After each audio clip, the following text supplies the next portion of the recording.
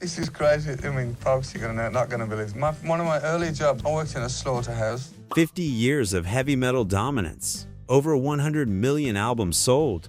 Ozzy Osbourne, a two-time Rock and Roll Hall of Fame inductee, built his entire career on darkness and rebellion. From Black Sabbath's groundbreaking first album in 1970 to solo hits like Crazy Train, he has influenced countless metal fans across generations. But with success came strong opinions, and the Birmingham-born legend never sugarcoated his thoughts about fellow musicians. Throughout his career, Ozzy Osbourne was famously outspoken in interviews, especially about bands he disliked. Here are 7 bands that got Ozzy's harsh criticism over the years. At number 7 is Van Halen, not because Ozzy didn't respect their talent, but because of a messy tour that left him feeling upstaged. Back in the day, Black Sabbath was huge in the metal scene, but they were also a mess dealing with band drama and serious problems. Ozzy had specifically asked for just a bar band from LA to open for them. He wanted to avoid getting upstaged like what happened when Kiss opened for them before. What he got instead was Van Halen, a band that was about to explode and become huge. In the late 1970s, when Van Halen started touring as the opening act for Black Sabbath, David Lee Roth began copying Ozzy Osbourne's stage moves, which made Ozzy furious. Eddie's incredible guitar solos were stealing all the attention from the headliners. Things got so bad that Tony Iommi had to pull Eddie Van Halen aside privately and ask him to tone it down. The crowds went absolutely crazy for it, but Ozzy wasn't having it. He felt like they'd crossed a line. Geezer Butler admitted Van Halen went over really well, but what really bothered Sabbath was how the opening act started changing as the tour went on. They went from being this raw, authentic band to kind of ripping us off, as he put it. They started stealing Sabbath's moves to get the crowd pumped up. And this kept happening, show after show. Ozzy Osbourne straight up admitted later that Van Halen blew us off the stage. He gave Eddie credit for being an incredible guitarist, but man, he said it was torture having to follow them every single night. The crazy part is, some of the other Sabbath guys like Geezer Butler and Tony Iommi actually ended up becoming close friends with Eddie Van Halen years later. At number 6 on our list is Mötley Crüe, the wild rock band from Los Angeles known for loud music, crazy parties, and living life on the edge in the 80s. The beef between Ozzy and Mötley Crüe is about a decades-old story that blew up in 2023.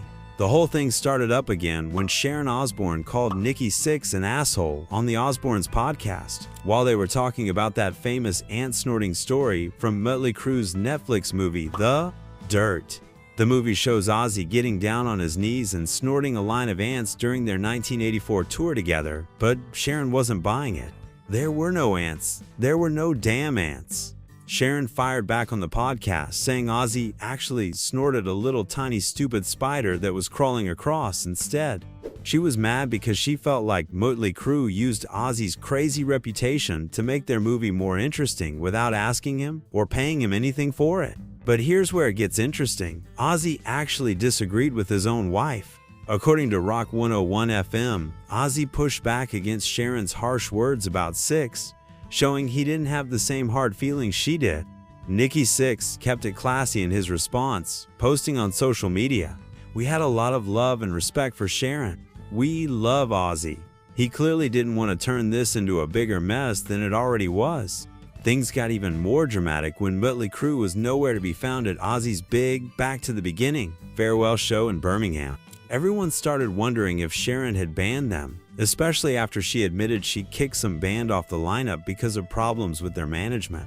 But Nikki Sixx set the record straight about why they weren't there. It wasn't about any drama, it was about health problems in the band. "We have been having health issues within the band," he told fans online, adding, "I work hard and I'm not interested in dying from work and stress." Even with all this public back and forth, there's still real respect between Ozzy and Mötley Crüe. Sixx made sure to give credit where it was due, saying Ozzy and Sharon gave us our first real big tour in 1984 on the Shout at the Devil tour, and that they basically made Mötley Crüe's career possible. Alright, number 5 is Limp Bizkit, a band Ozzy didn't like. The relationship between Ozzy Osbourne and Limp Bizkit tells a different story than most of the bands on this list. It's less about hatred and more about the awkward evolution of metal itself. Back in 1998, Ozzfest fully opened its doors to the nu metal movement. Limp Bizkit became the poster child for this controversial new direction. The festival lineup was still mixed, with classic acts like Motorhead and Megadeth, but it was bands like Incubus, System of a Down, and especially Limp Bizkit that showed where metal was heading. Fred Durst and crew didn't just play Ozzfest, they made it their own personal playground. They designed their stage set as a giant toilet. The band literally emerged from it like pieces of poop, as Durst explained. This wasn't just shock value. It was their way of mocking the metal purists who believed nu metal bands had no place at the festival. Let me hear some fucking noise!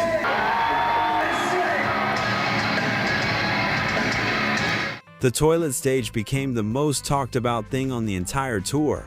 Limp Bizkit won the Most Contact with the Audience award that year. Durst took walks through the crowd while performing.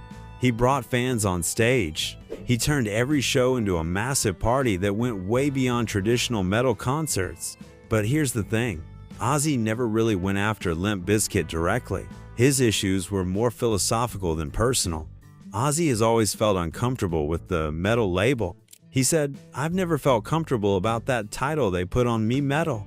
The real tension came from metal purists who saw nu metal as a betrayal of what metal should be.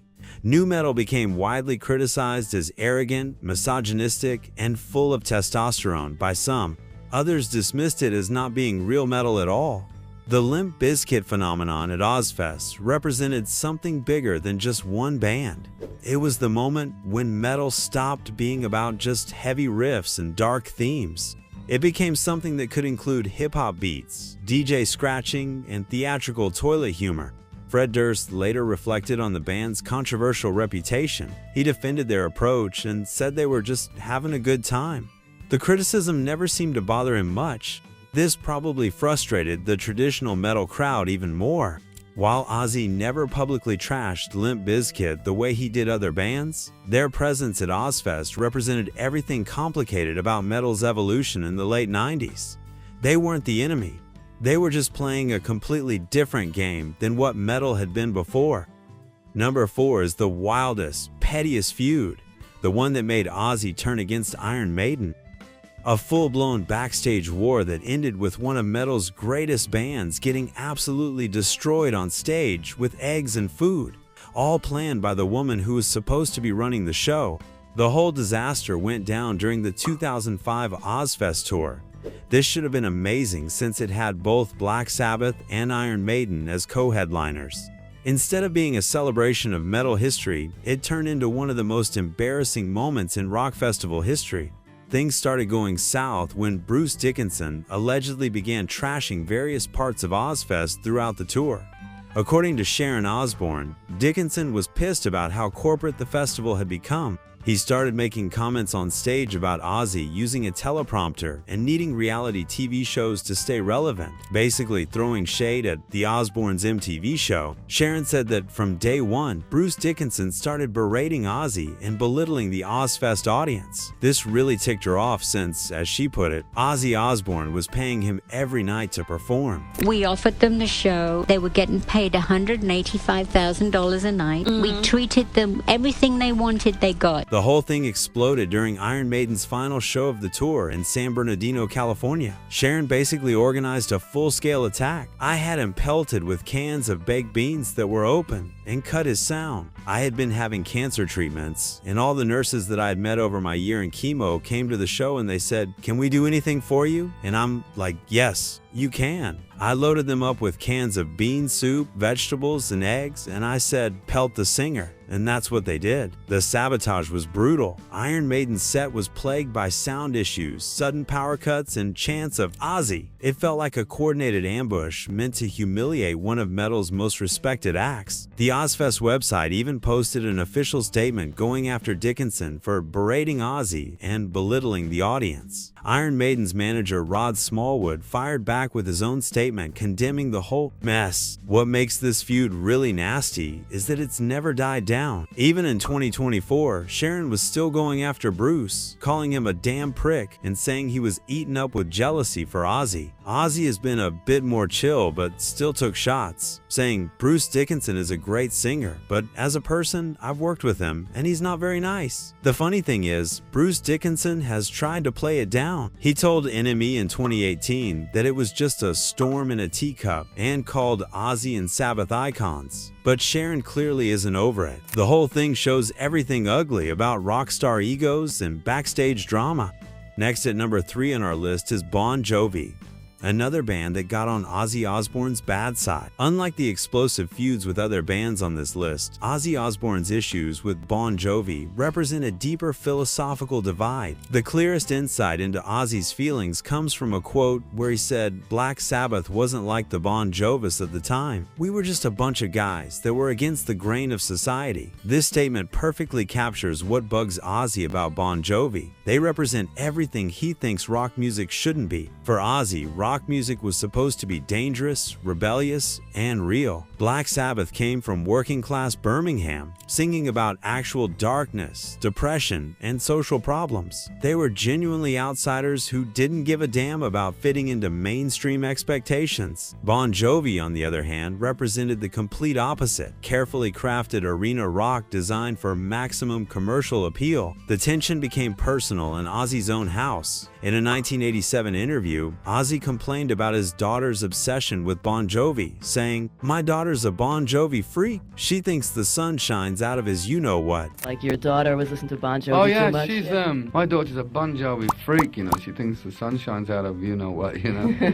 This wasn't just about musical taste. It was about watching his own family get swept up in exactly the kind of manufactured rock stardom he couldn't stand. Ozzy has always been critical of what he sees as fake rock music. He also trashed the commercial nature of 80s metal, calling much of it glam, which suggests he saw bands like Bon Jovi as part of a trend that prioritized image and commercial success over genuine musical expression. Ozzy's criticism seems more directed at what Bon Jovi represents in the music industry. They became the template for corporate rock, good-looking guys with catchy hooks, professional production, and carefully managed images designed to sell records and fill stadiums. Ozzy has consistently championed the idea that rock stars should be genuine rebels, not corporate creations.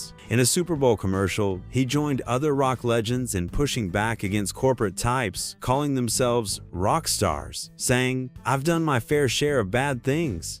At number 2 on our list is Guns N' Roses, and no, Ozzy never had any personal beef or backstage drama with them. What really bothered him was watching one of rock's greatest bands tear themselves apart from the inside. During an interview with Alice Cooper, Ozzy called Guns N' Roses the tragedy of the last 20 years. This wasn't him trashing their music, it was him expressing genuine frustration about what could have been. Ozzy's disappointment with Guns N' Roses isn't about their talent. He's always recognized how incredible they were when they had their stuff together. When he worked with Slash on the track Crucify the Dead, Ozzy said the lyrics were about what he would tell Axl Rose if he were in Slash's shoes. He told Slash, "Do you realize what you guys did? You'll never understand." The real issue for Ozzy was watching a band with unlimited potential tear itself apart. Guns N' Roses had everything: the songs, the attitude, the raw talent, but they couldn't keep it together long enough to build on what they'd created. This frustration became personal when it affected Ozzy's own band. Zakk Wylde revealed that Ozzy threatened to replace him when he considered joining Guns N' Roses full-time. Wylde had been jamming with the band, working on material that would later end up on the first Black Label Society album. Wylde recalled the situation. "I remember Oz was like, 'Zachy, are you gonna do this thing with the fellas, or are we doing this?' And then I was like, 'Oz, let me call up and see if I can get an answer, because I don't know either.'" Ozzy was getting ready to release the Osmosis' album and tour, and he couldn't wait around for Guns N' Roses to figure out their mess. For Ozzy, who'd been through his own struggles, watching Guns N' Roses waste their potential was painful. He understood the demons that could destroy a band, but he also knew that at some point, you had to choose between the music and the madness. The tragedy aspect comes from the fact that Guns N' Roses should have been the band to carry the torch of authentic rock and roll into the 90s and beyond. They had the street credibility, the musical chops, and the dangerous edge that Ozzy valued. Instead, they became a cautionary tale about how ego and dysfunction can destroy even the most promising situations. The top spot goes to a band that toured with Sabbath for a while, but something happened, and Ozzy ended up really not being a fan of theirs. Kiss was a rock band known for their signature makeup, costumes, and theatrical stage shows. Ozzy Osbourne didn't like Kiss because of several bad experiences during their 1974 tour together. What started as a simple touring arrangement turned into a series of fights that left hard feelings between the bands. The tension between Ozzy Osbourne and Kiss was also due to completely different ideas about what rock music should be. Ozzy's main issue with Kiss came down to real versus fake. Black Sabbath came from working-class Birmingham as genuine outsiders, creating heavy metal by accident while expressing their real experiences with darkness, depression, and social problems. Kiss, on the other hand, treated rock music like a business plan. They used makeup, costumes, and theatrical staging designed to make maximum money. The biggest issue was Kiss's aggressive attitude as the opening act during the 1974,075 tours. Instead of being respectful to the headlining band Black Sabbath, Kiss came with the mindset to destroy all living things on stage. This competitive approach created immediate tension. For Ozzy, rock music was supposed to come from a real place: pain, struggle, and genuine emotion. Kiss seemed to work backwards, starting with what would sell tickets and then creating the music to match. Black Sabbath sang about war, mental illness, and social problems because that was their reality. Kiss created characters designed to entertain. The business aspect really got to Ozzy too. Kiss became pioneers of rock merchandising, turning their band into a brand with lunchboxes, comic books, and countless products. For someone who believed music should be about artistic expression rather than profit, this felt like selling out the entire genre. Despite these differences, there wasn't necessarily personal hate. Ozzy and Kiss members even appeared together in a Super Bowl commercial, defending what it means to be a real rock star. So there they are, the 7 bands Ozzy Osbourne apparently couldn't stand. That's the list, according to the Prince of Darkness. From philosophical differences with Kiss to personal feuds that lasted decades, these revelations show us a different side of the metal legend. Whether you agree with Ozzy's opinions or not, one thing's certain: he never held back when it came to speaking his mind about the music industry. What did you think of Ozzy's choices? Were you surprised by any of these picks? Let us know in the comments below, and don't forget to subscribe for more rock and metal content.